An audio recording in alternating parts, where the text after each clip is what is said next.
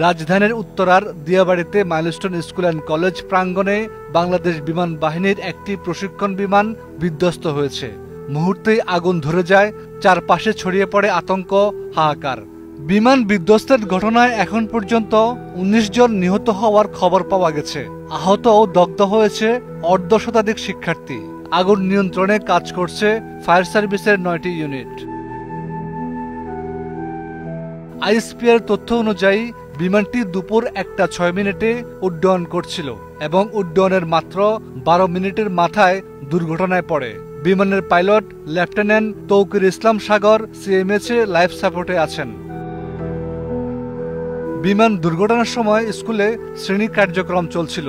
বিকট শব্দে বিমান বিধ্বস্ত হলে শিক্ষার্থী ও স্থানীয়দের মধ্যে চরম আতঙ্ক সৃষ্টি হয়। স্কুলের অনেক অভিভাবক সন্তানদের খোঁজে ছুটে যান। কেউ কেউ সন্তানকে বের করে আনতে পারলেও অনেকে এখনো আটকা পড়া সন্তানদের খোঁজে ব্যাকুল।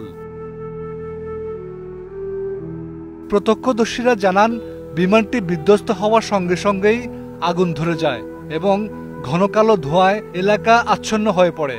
এক অভিভাবক জানান, তার ছোট সন্তান এখনো ভিতরে আটকে আছে।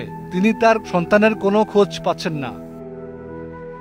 জাতীয় বার্ন ও প্লাস্টিক সার্জারি ইনস্টিটিউট জানিয়েছে, নারী ও শিশুসহ অন্তত ২৮ জন দগ্ধ অবস্থায় হাসপাতালে এসেছে, যাদের বেশিরভাগই শিক্ষার্থী।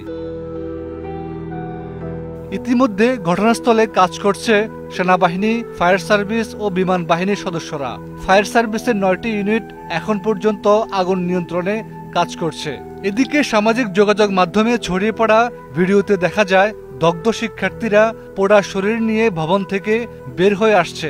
সেনাবাহিনী তাদের দ্রুত উদ্ধার করে চিকিৎসা দিচ্ছেন।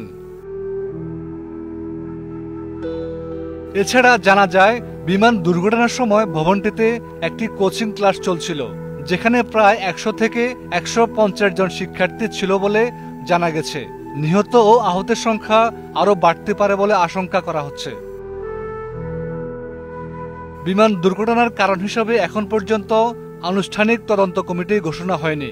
তবে দুর্ঘটনার কারণ জানতে একটি উচ্চ পর্যায়ের তদন্ত চলছে বলে জানিয়েছেন সংশ্লিষ্টরা। হাফিজুল্লাহ, ২১শে টেলিভিশন।